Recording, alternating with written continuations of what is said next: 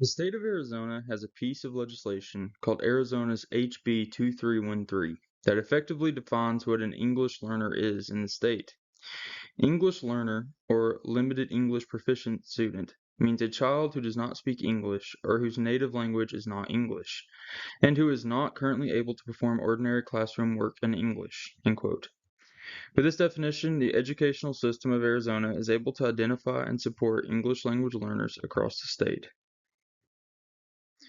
Arizona's public school system is a very diverse population that consists of multiple ethnicities and languages. According to the Arizona Department of Education, there are 1,125,618 students in Arizona's public schools. Out of this population, a majority, or 47.59%, are Hispanic, while 34.93% are white. Outside of these two ethnicities, the rest are divided between African Americans, Asians, Pacific Islanders, and Native Americans. There are 111,356 English language learners across Arizona schools, and 88% are working towards English language proficiency, while 12% have obtained proficiency. Of these 111,356 English language learners, 75.6% speak Spanish. Arizona's Structured English Immersion, or SEI, offers research-backed instructional methods that are helping English language learners across the state to succeed.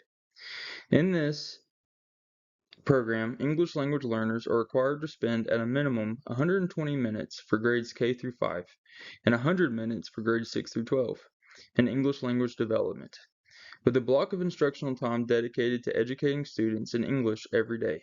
These English language learners have a much better opportunity to learn the language. To ensure the English language development courses remain effective and rigorous, the state requires that all instruction align with Arizona's English language proficiency standards. These standards have been designed by a team of experts in English language development and are crafted to help students best learn the language. These standards are also effective in ensuring that all teachers remain on the same curriculum, are all properly equipped to teach English, and allow teachers, administrators, and the state to receive useful assessment data on the state's Structured English Immersion program. Next, the SEI program encourages parents to participate in their child's education. According to the U.S. Department of Health and Human Services, quote, research shows that parent engagement in schools is closely linked to better student behavior, higher academic achievement, and enhanced social skills, end quote. Students who are working towards learning English will benefit a great deal from the parents' involvement in their education. Finally, the state structured English immersion program works to ensure that students are in a safe and welcoming environment. A safe environment is an important step for education to occur in the classroom. If students feel safe and welcomed into the classroom, they are much more likely to learn, be engaged, and participate in their learning. Arizona's language development approach is guided by four guiding principles. Principle number one is asset-based behavior and expectations. Arizona views its English language learner population as assets to the state and find value in their diversity. Arizona Department of Education states, quote, English learner (EL) students bring rich linguistic resources and cultural knowledge with them to the school environment, end quote. By viewing these students' diverse backgrounds and languages, the state's education system can build welcoming environments, respect for schools and teachers, relationships, and encourage students to use their cultural identity to improve their local communities. Principle number two is integrated instruction and disciplinary language and content. This principle is designed to ensure that students receive content instruction while receiving English language instruction. Principle number three is targeted and explicit language instruction. This principle is designed to ensure that each student receives quality instruction that is targeted to their English language proficiency level. Principle number four is focused on assessments, monitoring student growth, and providing feedback. While Arizona uses the AZELLA to identify English language learners, this principle is based on the idea that teachers should use a plethora of assessments to consistently monitor student growth and English language proficiency. By doing this, teachers can make sure that each student is receiving the proper English language instruction. Student agency is an integral part of English language learning. Student agency encourages student success by building student confidence and rewarding students by allowing them to see their own progress in their education.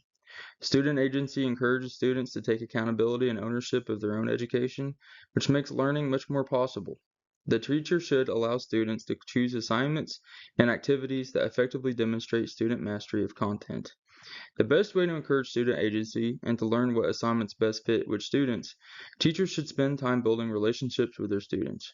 By knowing their students' strengths, weaknesses, interests, and dislikes, they can better build effective programs and offer better opportunities for student agency.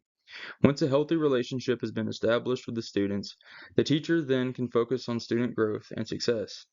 Teachers should offer effective and positively minded feedback for students. They should point out student successes and encourage growth on mistakes. Through these methods, students' agency will be established and allow students to succeed. Quote, through participation in an asset-based learning environment, EL students will develop confidence in their own skills and knowledge, a sense of self-efficacy, and a belief in their own ability to achieve and be successful. End quote. In Arizona, there are multiple research-based SEI models that are frequently used across Arizona schools. The first research-based model is the pull-out model. The pull-out model requires students 60 minutes per day or 50 minutes per day of integrated ELD for elementary and secondary students, respectively. The model also calls for 60 minutes and 50 minutes per day of targeted English language development per day for elementary and secondary students, respectively. To do this, the student will be pulled out of their class to receive the targeted English language development. Next, we have the newcomer model. The newcomer model is designed to help students who are non-English speaking and have enrolled in a U.S. school for the first time. This program is much more intensive than the pull-out model, as these students should be very limited in their English language proficiency. This program asks elementary students to participate in 120 minutes of English language instruction and 100 minutes a day for secondary education. The 50-50 dual language immersion program asks English language learners to spend half of their day, every day, in an English-speaking class. This class is taught by English-speaking teachers and the students are English-speaking students. This is supposed to help non-English speaking students by having them immersed in English-speaking classrooms. Finally, we have the 2-hour model. The 2-hour model is built around having the students participate in an intensive English language course for 2 hours of every day. In the state of Arizona, families are given a home language survey. This survey asks parents if they or their child speak any other language than English. They ask them how often they and their students speak this language and what language their students first spoke. The purpose behind the survey is to determine if the student should take the Arizona English Language Learner Assessment, or AZELA. If it is decided that the student should take the AZELA, this assessment will help determine how proficient the student is in English.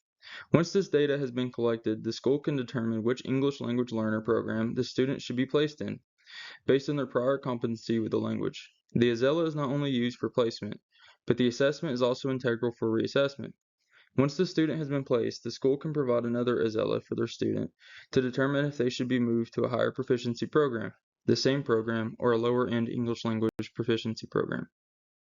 When students take the AZELA, they are offered a plethora of possible and reasonable accommodations that students can take advantage of. The list of possible accommodations can be found on the Arizona Department of Education website. These accommodations include the ability to test in small groups, one-on-one, or in a separate location. These accommodations can help reduce distractions for the students and allow the assessment to more accurately assess their knowledge. Flexible seating can help students sit in the locations that can make them feel more comfortable and focused on the assessment. Visual devices can also be used to help the students have access to their assessment. Visual devices can be contacts, glasses, magnifying glasses, and alternative lighting. Audio devices can also be used, such as hearing aids and hearing-assisted technology. Finally, repeated instruction can be used to help ensure the students are comprehending what they are supposed to be doing. In the state of Arizona, parents have a plethora of protected rights in regards to their child's education. These rights extend into the state's English language learner program. While there are many parental rights, here are some important ones to consider. Parents have the right to access instructional material. When a student is in an SEI, their parents are likely to also be non-English speakers. To better help their students succeed, the parents have the right to request access to instructional materials and can use this as a tool to be more engaged with their child's education. The next parental right is the right for parents to request alternatives to English language education. Parents know their children and usually know what does and what does not work best for their child. If the parent believes another school-approved program would be more beneficial for their child, they have the right to request it. Finally, parents have the right to request a meeting with the school's principal to monitor and review their child's English language progress. With this, parents can be kept updated on their child's performance, intervene in their child's education immediately, and be better prepared to help their child out.